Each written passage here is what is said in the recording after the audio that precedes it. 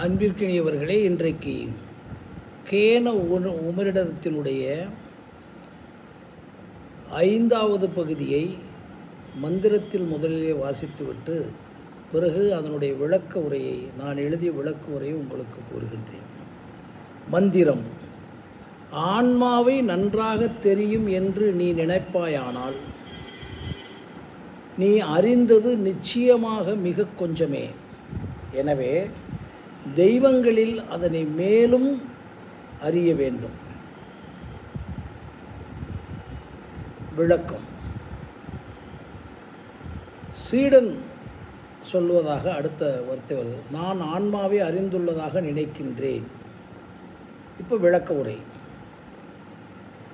இம்மந்திரத்தின் மூலம் ஆன்மாவின் எல்லையற்ற சக்தியின் வலிமையையும் விரிவாக்கத்தையும் நாம் அறிய முடியும். ஏனென்றால் அறிதலின் மூலம் அனுபவம் வரும். அதேபோல் உணர்தலின் மூலம் எல்லாவற்றையும் அறியலாம் அல்லது தெரியலாம். ஒவ்வொரு தெரிதலுக்கும் ஒரு எல்லை மட்டும்தான் உள்ளது. மேலும் ஒன்றை இப்போது தெரிந்தால் அந்த தெரிதலுக்கு பிறகு ஒரு தேடல் உருவாகும். தெரிதலும் அறிதலும் புலன்களுக்குட்பட்ட விஷயமாகவே முடியும். மேலும் ஒருவருக்கு தெரியும் ஒன்றை மற்றொருவர் அவரது கருத்திலும் சொல்லிலும் இருந்தே அளவிட்டு கொள்ளலாம். அதாவது ஒருவர் தன் புலன்கள் வழியாகவும் நுண்ணறிவு வழியாகவும் வெளிப்படுத்திய விஷயங்களே அது பற்றி தெரியாதவர்களுக்கு பிரமிப்பாக அமையும். இப்படியே புலன்கள் வழியாக தெரிவது போல் ஆன்மாவையும் புலன்கள் வழியாக தெரிவதாக, அதுவும் நன்றாக தெரிந்ததாக கூறினால் அவர் ஆன்மா பற்றி தெரியாதவரே என்று இம்மந்திரம் கூறுகிறது. இதற்கு மேலும் அங்கே ஒரு மாபெரும் ரகசியம் உள்ளது. அதாவது ஒருவர் அறிவின் வழியாக, மனச்சாட்சி வழியாக, உள்ளுணர்வு வழியாக இயங்கும்போது ஒரு குறிப்பிட்ட அளவுக்கு மேலும் ஒன்றை உணர முடியாது. அது பற்றி குறிப்பிடும் போது மேலை நாட்டு கலாச்சாரத்தையும் அறிவையும் குறிப்பிட்டாக வேண்டும். மேலை நாட்டில் எத்தனையோ கோடி அளவில் பொருளாதாரமும் பொருளும் நாகரிகமும் வளர்ந்துள்ளன.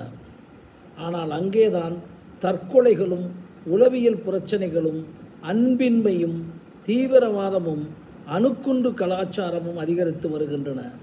அவர்கள் அறிவின் உச்சத்திற்கே சென்றவர்கள் என்று சமூகத்தில் பேசப்படுகிறார்கள். ஆன்மாவின் லயத்திற்கு அல்லது ஆன்மாவில் முழுமையாக வாழ்வதற்கு அவர்களுக்கு சூழல் நிலைகள் அமையவில்லை. ஏனென்றால் ஆன்மாவின் நிலையை எப்போதும் கொஞ்சம் உணர்ந்தாலும் மேற்கூறிய எதிர்மறைகள் அனைத்தும் மறைந்துவிடும்.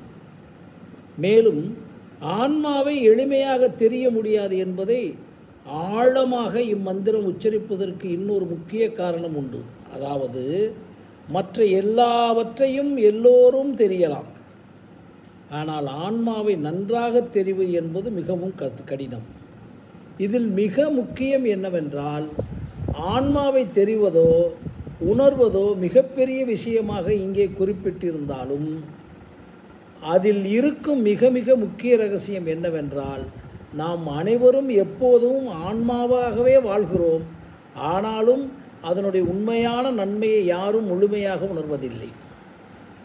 கொஞ்சம் இயல்பான நிலையில் இருந்து பாருங்கள். அதாவது என்றாவது உயிரின் உண்மையான மகிமையை உணர்ந்தால் வாழ்கிறோம். அதுபோல் நமது உடலின் ஒவ்வொரு உறுப்பின் இயக்கத்தையும் உணர்ந்தால் வாழ்கிறோம். அதாவது நமது உடலின் உள்ள மூளையையும் இதயத்தையும் சிறுநீரகத்தையும் மட்டும் நினைத்து பாருங்கள். இவைகளின் ஒவ்வொரு இயக்கமும் தான் இந்த உடல் உயிரோடு இருப்பதற்கு அடிப்படை காரணங்கள். இதுபோன்றே உடலின் அனைத்தின் இயக்கத்தின் ஆணிவராகிய ஆன்மா நம்முடைய உடம்பில் எப்போதும் இருந்தாலும் அதை உணராமல் தெரியாமல் வாழ்கிறோம். இது பற்றி உணரும் போதுதான் முற்பிறவி, பூர்வ ஜென்மம் போன்ற பற்றிய உணர்வுகள் ஓங்கி எழும். ஏன் நம்மால் நமக்குள் இருக்கும் ஒன்றை, ஆன்மாவை எல்லோரும் எளிமையாக புரிந்து கொள்ள முடியவில்லை? அப்படி உணரத் தெரிய முடியாமல் ஆக்கும் கிரியாவுக்கு அல்லது காரணம் எது? இங்கேதான் ஆன்மாவின் மூலமான பூரணத்தை, அதாவது பரமாத்மாவை உணர முடியும். இப்படி ஒரு அதிசயம் உடலில் வைக்கப்பட்டு இருக்கிறது. இலகுவாக தமக்குள்ளே இருக்கும் ஆன்மாவை ஏன் எல்லோரும் தெரிய முடியவில்லை என்பதின் அதிசயத்தை உணரலாம். அதுதான் இப்பிரபஞ்ச வாழ்க்கை. இது மட்டுமல்ல, நம்முடைய சாஸ்திரங்கள் ஆன்மாவை பற்றி கூறும்போது அறிவினாலும் பஞ்சபூதங்களினாலும் பொறிகளினாலும் புலன்களினாலும் 5 கோஷங்களினாலும் உணர முடியாது என்று கூறுகின்றன. இதை கேட்டவுடன் ஒவ்வொரு மனிதனும் ஆன்மாவை பற்றி மிகப்பெரிய பிரமிப்பை ஏற்படுத்தி கொள்ளுகிறான். இப்படிப்பட்ட ஒன்றா ஆன்மா என்று ஆழமாக போகும்போது அப்படிப்பட்ட ஒன்றுமில்லை என்று உணர முடியும். அதே நேரத்தில் அப்புறம் எல்லோரும் முழுமையாக ஏன் உணர முடியவில்லை என்று ஆராயும் போது அங்கே இருக்கும் அறிய முடியாத தெரிய முடியாத நிலையை உணர முடியும். அங்கேதான் ஆன்மாவின் பல அதிசயங்களை உணர முடியும். நமக்குள் இருக்கும் ஆன்மாவை நாம் அனைவரும் முழுமையாக உணராதிருக்கும் உண்மை நிலையினை உணர வேண்டிய கட்டாயம் அமைந்துள்ளது என்பதை இம்மந்திரம் வலியுறுத்துகிறது. அடுத்து மந்திரம். ஆன்மாவை எனக்கு தெரியும் என்று கருதவில்லை, தெரியாது என்றும் நினைக்கவில்லை. ஏனெனில் என்னை எனக்கு தெரியும், ஆன்மாவை தெரியாது. அதே வேளையில் தெரியாது என்றும் சொல்லவும் முடியாது என்று நம்மில் எவன் நினைக்கின்றானோ அவனே ஆன்மாவை அறிகிறான். அடுத்த மந்திரம்.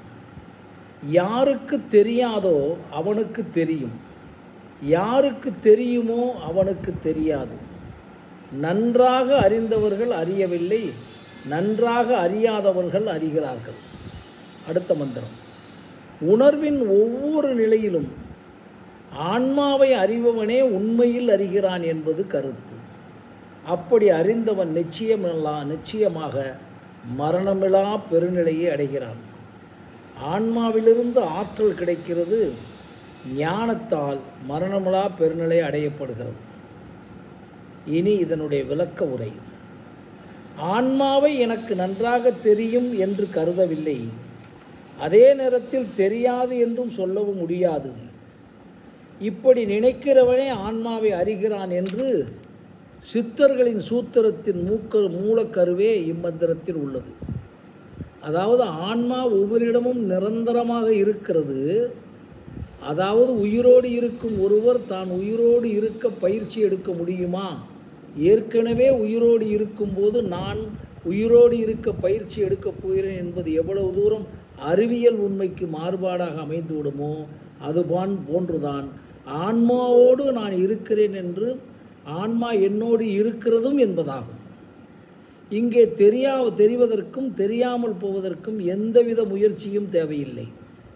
அப்படி தெரியாமல் அறியாமல் மனிதர்கள் இருக்கிறார்கள். ஏனென்றால் கருவில் இருக்கும் குழந்தை முழுமையான ஆன்மாவின் ஆட்சியின் கீழ்தான் இருக்கிறது. குழந்தைக்கு மனம் இல்லை, அதாவது எண்ணங்கள் இல்லை என்று அறிவியல் உண்மைகள் கூறுகின்றன.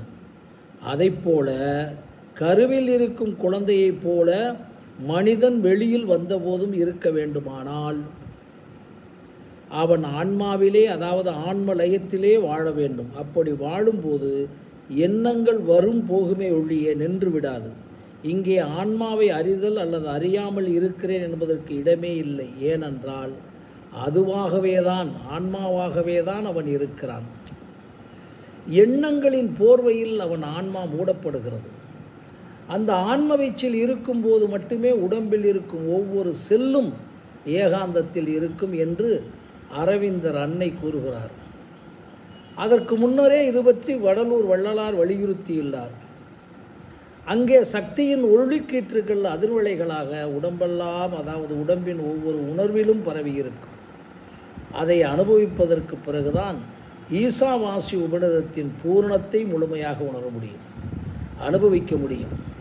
இம்மந்திரத்தின்படி யாருக்கு தெரியாதோ அவனுக்கு தெரியும், யாருக்கு தெரியுமோ அவனுக்கு தெரியாது என்றும், நன்றாக அறிந்தவர்கள் அதை அறியாதவர்கள், நன்றாக அறியாதவர்கள் ஆன்மாவை அறிந்தவர்கள் என்றும் கூறப்பட்டுள்ளது.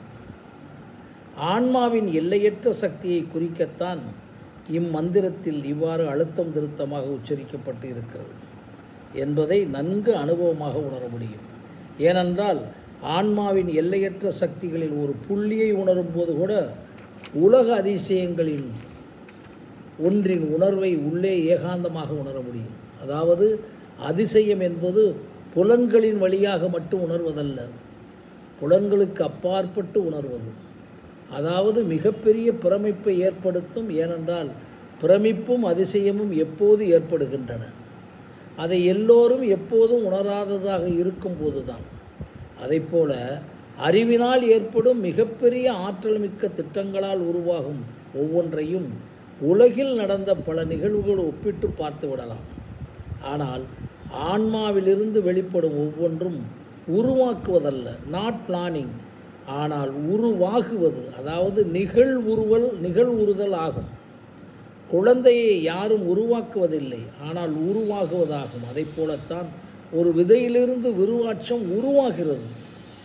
ஆன்மாவிலிருந்து எழுபவை நிகழ்த்துதல் அல்ல, அவை நிகழ்வுறுதல்கள் ஆகும், அதாவது ஹேப்பனிங்ஸ் ஆகும். உருவானவைகள் அனைத்தும் இன்றைக்கு பார்க்க, கேட்க, உணர இருக்கும் அத்தனை கண்டுபிடிப்புகளும் ஆகும். ஒரு மனிதனுக்குள் எப்போது கண்டுபிடிப்பு உருவாகிறது? அப்படிப்பட்ட அனைத்தும், அதாவது விஞ்ஞான கண்டுபிடிப்புகள் மட்டுமல்ல, உலகில் இருக்கும் மொழி, இசை மற்றும் 64 கலைகள், நாகரிகமும் பண்பாடும் பழக்க வழக்கமும் கலாச்சாரமும் உருவானவைகளே. யாரோ ஒரு தனி மனிதனால் உருவாகிய ஒன்றைத்தான் நாம் பயன்படுத்தி வருகிறோம். அதில் டூப்ளிகேட் தயாரிக்கிறோம். ஆகவே மனிதனிடமிருந்து உருவாகுவது அனைத்தும் ஆன்மாவிலிருந்து வருபவைகளே என்பதை உறுதி செய்ய வேண்டும். இன்னும் கொஞ்சம் மேலே போனால் இந்த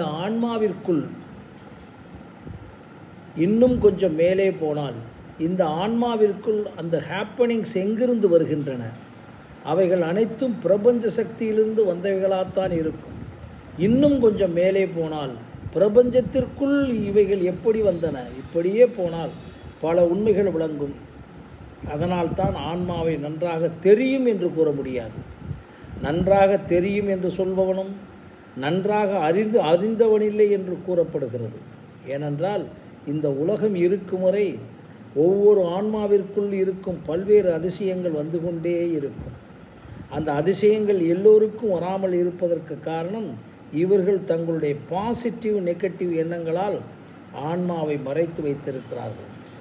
குழந்தையாக இருக்கும்போது எண்ணங்கள் மிக மிக குறைந்த அளவில் இருந்தது. பெரியவர்களாக ஆகியவுடன் பல்வேறு உணர்வுகள் இதில் முக்கியம். உணர்வு இதில் முக்கியம் என்னவென்றால், சுயநலம், ஆணவம், பொறாமை, பேராசை தோன்றுவதற்கு காரணம், உலகில் பிறந்த அனைவரும் அவர்களாக இருக்காமல் மற்றவர்களாக இருக்கிறார்கள். அதாவது அவரவர் சுகத்தில், அவரவருடைய சுயத்தில், அவருடைய ஒரிஜினலில் இல்லாமல் அதற்கு பதிலாக இமிட்டேஷனாக இருக்கிறார்கள். இதை அறவே ஒழித்துவிட்டு அவர்களாகவே இருந்தால், அதாவது நீங்களாகவே இருத்தலே ஆத்மாவின் தரிசனம் சுயமாக கிடைக்கும் வழியாகும். இதற்கு அறிதல், தெரிதல், முயற்சி செய்தல், செயல் என்று செயல்களையெல்லாம் வீண் என்று பகவான் ரமணரும் சுவாமி விவேகானந்தரும் கூறுகின்றனர். இதற்கு அறிதல், தெரிதல், முயற்சி செய்தல் என்ற செயல்களெல்லாம் சாதாரணமானவை என்று பகவான் ரமணரும் சுவாமி விவேகானந்தரும் கூறுவதாக தகவல்கள் கூறுகின்றன. அடுத்த மந்திரம். உணர்வின் ஒவ்வொரு நிலையிலும் ஆன்மாவை அறிபவனே உண்மையில் அறிகிறான் என்பது கருத்து. அப்படி அறிந்தவன் நிச்சயமாக மரணமிலா பெருநிலையை அடைகிறான். ஆன்மாவிலிருந்து ஆற்றல் கிடைக்கிறது. ஞானத்தால் மரணமிலா பெருநிலை அடையப்பெறுகிறது. இந்த மந்திரத்தினுடைய ஒரு சின்ன விளக்கம். ஆன்மாவை அறிவது பற்றி இம்மந்திரம் இன்னும் கொஞ்சம் ஒரு படி மேல் சென்று உரைக்கிறது. உணர்வின் ஒவ்வொரு நிலையிலும் ஆன்மாவை அறிய வேண்டும் என்று இம்மந்திரம் கூறுகிறது. உணர்வுகள் என்று பிரித்து பார்க்கும்போது இப்பிரபஞ்ச இயக்கமே அதில் அடங்கி இருப்பதை உணர முடியும். நீர், நிலம், வாழும் சிறு உயிரினங்கள் மற்றும் நுண்பெருக்கி மூலம் உணரும் உயிரினங்கள், நுண்ணுயிர்கள் மட்டும்தான் உணர்வுகளோடு இருக்கின்றன என்று நமக்கு தெரிந்த வெளிப்படையான உண்மைகள். இதே நேரத்தில் விதைக்குள்ளும் உயிரும் உணர்வுகளும் உள்ளன என்பது பேருண்மையாகும். அவைகள் நமக்கு வெளிப்படையாக தெரிவதில்லை. அதனால் அந்த விதைக்குள்ளும் உயிரும் உணர்வும் இல்லை என்று கூற முடியுமா? அந்த விதைக்குள்ளே உயிர் இருக்கிறது என்பதை எத்தனை கோடி பேர் உணர்ந்திருக்கிறார் என்பது கேள்விக்குறியாகும். உணர்வு என்பது அந்த அந்த அத்தனைக்குள்ளும் விதைக்குள்ளே உயிர் இருக்கிறது, உணர்வு இருக்கிறது என்பதை கேள்விப்படுகிறோம். ஆனால் தொடர்ந்து உணர்ந்து கொண்டிருக்கிறோமா என்பதுதான் இங்கே கேள்விக்குறி. உணர்வு இருப்பதாக ஏதோ சில வினாடிகள் திடீரென்று உணர்வுகளை தருகிற முழுமையாக உணர்வதில்லை. இப்படி உயிர் இருந்தால்தானே உணர்ச்சிகளும் உணர்வுகளும் ஏற்படும். இப்படியே விதையிலிருந்து செடிக்கும், செடியிலிருந்து மரத்திற்கும், மரத்திலிருந்து செடிகளிலும் உள்ள ஒவ்வொரு இலைக்கும், பூவிற்கும், காவிக்கும், கனிக்கும் உணர்வுகள் இருக்கின்றன. அதனால்தான் வாடிய பயிரை கண்டபோதெல்லாம் வாடினேன் என்று வள்ளலார் பாடினார். இப்படிப்பட்ட உணர்வுகள் ஒவ்வொரு உயிரினத்திலும் இருக்கிறது என்று உணரும்போது இயல்பாகவே எண்ணமற்ற நிலை உருவாவதை உணர முடியும். அதாவது தனக்குள் இருக்கும் அனாவசிய ஆசைகள், பேராசைகள், ஆணவம், சுயநலம் எல்லாம் கரைவதை காணலாம். அதனால்தான் உன்னை போல் பிறரை நேசி என்ற தத்துவம் வந்துள்ளது. சிலரை எமோஷனல் லெவல், அதாவது உணர்ச்சிகள் அளவிலே ஒப்புக்கொள்வார்கள். அதாவது ஒருவரின் உணர்ச்சிகளில் உண்மை இருக்கிறதா என்ற பற்றிய ஆராய்ச்சி இல்லை. மகிழ்ச்சி, துக்கம் இரண்டின் அடிப்படையில், அதாவது அந்த நேரத்தில் அவரவர் பொறிகளின் புலன்களின் சுகத்தையும் சோகத்தையும் வைத்து ஒப்புக்கொள்வார்கள். ஆனால் அவைகள் மிகவும் தற்காலிகமானவைகளாகவே அமையும். அவைகளுக்குள் இன்னும் ஆழமாக போனால், அதாவது அறிவின் நிலைக்கு மேல், நுண்ணறிவு நிலைக்கு மேல், மெய்ஞானத்து நிலைக்கு மேல் போகும்போது ஒவ்வொரு அணுவணுவான உயிரினங்கள் முதல் மனிதன் வரையில் உள்ள அனைத்து உயிரினங்களின் உயிரிலிருந்து உணர்வுகள் வரை உணரும்போது அதிசய உணர்வுகள் எந்த மூலத்திலிருந்து வருகின்றன என்ற கேள்வியும், அந்த மூலத்தையும் உணர்த்துவது எது என்ற பேருண்மை விளங்கும். அங்கேதான் பகவத்கீதையின் ஆன்மாவை ஆன்மாவிலிருந்து அறிதல் என்ற தத்துவம் விளங்குவதாக எனக்கு புரிகிறது. அறிதல், அறிபவன், அறியப்படும் பொருள் என்பது எல்லோருக்கும் தெரியும். ஆனால் கனவையும் காண்பது ஏதோ ஒன்று என்று உணரும்போது அங்கே உணர்வின் ஆழம், அதன் உண்மையும் விளங்கும். உடலை எடுத்துக்கொள்ளுங்கள். உடம்பில் வெளியுறுப்புக்கள், உள்ளுறுப்புக்கள் இருக்கின்றன. அதன் இயக்கங்களை ஒவ்வொன்றாக உணரும்போது அந்த உறுப்புகளின் அதிசய இயக்கம் விளங்கும். முதலில் விதைக்குள்ளிருந்து ஒவ்வொரு உறுப்பாக வருகிறது. அந்த உறுப்புக்கள் கண்ணாக, காதாக, மூக்காக, வாயாக, கையாக, காலாக, உள் உறுப்புக்களாக, இப்படி எல்லா உறுப்புகளும் உருவாகின்றன. அதற்கு மேல் உள் உறுப்புக்கள் இதயமாக, கல்லீரலாக, சிறுநீரமாக, நரம்பாக, சுரப்புக்களாக, குடலாக, சிறுகுடலாக, பெருங்குடலாக, இரத்தமாக, எலும்பாக, சதையாக இருக்கிறது. இவற்றிற்குள்ளே உயிராக, உள்ளுணர்வாக மனச்சாட்சி இருக்கிறது. இப்படியே ஒவ்வொன்றுக்குள்ளே உருவாகி இருக்கும்போது அங்கே அன்பும் கருணையும் சத்தியமும் உள்ளே இருக்கிறது. வெளியில் வந்தவுடன் எண்ணங்கள் பலவகையான சுவைகளில் பலவகையாக இப்படியே உணர்கிறது. உடம்பின் உள்ளே அன்னமய கோஷம், வாயுமய கோஷம், மனோமய கோஷம், விஞ்ஞானமய கோஷம், ஆனந்தமய கோஷம் ஆகிய அமைப்புகள் ஒவ்வொன்றாக இருக்கிறது. இந்த இயக்கங்கள் அனைத்தையும் யாராவது உத்தரவு போட்டால் இயக்குகிறார்கள். இந்த இயக்கங்கள் அனைத்தும் யாராவது உத்தரவு போட்டால் இயங்குகிறார்கள். அவைகள் தானாகவே இயல்பாகவே இயங்குகின்றன. மனிதன் பிறந்தான், அவன் அன்னமயமாக இருந்ததற்கு, அதாவது உணவுகள் அனைத்தும் செடி, மரம் போன்ற அனைத்திலிருந்தும் உருவாகியுள்ளது. பூமியில் பஞ்சபூதங்கள் உருவாகியுள்ளன. இப்படியே உலகில் உள்ள இயற்கை கோள்கள், பஞ்சபூதங்கள் அனைத்திலும் உணர்வுகள் உள்ளன. உணர்வுகள் என்பது சக்தியின் வடிவம். அந்த சக்தியினால் தான் மனிதன் மற்றும் உலகமே இயங்குகிறது. இதுபோல் இந்த புவியின் இயக்கம் புவியீர்ப்பு மற்றும் புவிமையத்தினால் இயங்குகிறது. இப்படி இயங்குவதின் இரகசியத்தை உணரும்போது இப்பூமிக்குள் உணர்வுகள் சக்தியாக இயங்குவதை உணரலாம். இப்படியே உலகில் உள்ள அணுவான அனைத்திலும் ஒரு சக்தி இருந்து அந்த சக்தியை உணர்வாக இயக்குவதை உணரலாம். அப்படி உணர்தலே ஆன்மாவை உணர்தல். அதாவது அந்த உணர்வுகளின் மூலம் இவைகள் அனைத்தையும் இயக்கும் ஒன்று இருப்பதாகவே ஆக வேண்டும். இது காலம், இடம், காரண காரியம் அனைத்தையும் கடந்து இன்னும் சொன்னப்போனால் அனைத்து மனித அறிவுகளுக்கு மேற்பட்டது, அனைத்து விஞ்ஞானங்களுக்கும் மேற்பட்டது. அப்படி உணரும்போது என்ன நிகழ்கிறது? மனிதனின் தன்னிலையை உணர்கிறான். அதாவது செல்ஃப் ரியலைசேஷன் இயற்கையாகவே நடைபெறுகிறது. இதை அடைவதற்கான ஆன்மீக பயிற்சி முறைகள் இருக்கின்றன. அவைகள் பல வகைகள் உதவுகின்றன என்றாலும் அவைகள் அனைத்துமே கொஞ்சம் தற்காலிகமாக தான் இருக்கின்றன. ஆனால் மேற்கூறிய உணர்வுகளை உணரும் உள்நிலை உணர்தலில் ஒரு மாபெரும் உண்மையை உணர்வது மனிதன் தன்னை அறிகிறான், இந்த உலகை அறிகிறான். அந்த உணர்தலின் மூலம் அனைத்தின் அடிப்பின் மூல சக்தியை உணர்கிறான். சுவாமி விவேகானந்தர் கூறியது போல இந்த வாழ்விலே பல பிறவிகளை அப்போதே ஒவ்வொன்றாக எடுக்கிறான்.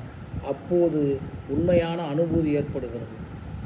ஏனென்றால் 2 எக்ஸ்ட்ரீம்களையும் உணரும்போது உலகம் பொய் என்று உணர முடியும். உலகம் பொய் என்று கூறியவுடன் இந்த உலகத்தை விட்டு ஓடிவிடுதல் அல்ல, அப்போதுதான் இன்னொரு பிறவி ஏற்படும் என்பதல்ல. உலகில் வாழும்போதே, உலகத்தோடு வாழும்போதே பல பிறவிகளை எடுக்க வாய்ப்புண்டு. ஏனென்றால் இந்த உலகம்தான் உண்மை என்று இருக்கும்போது இந்த உடலும் மனமும் அறிவும் படுகிற பாடு அப்பப்பா சொல்லில் விளக்க முடியாது. அங்கேதான் மேல்நாட்டு தற்கொலைகள், கலாச்சார சீரழிவுகளை உணர முடியும். அதாவது மேல்நாடுகளில், குறிப்பாக அமெரிக்கா போன்ற நாடுகளில் எல்லா பொருளாதாரத்தையும் பெற்றுவிட்டார்கள்.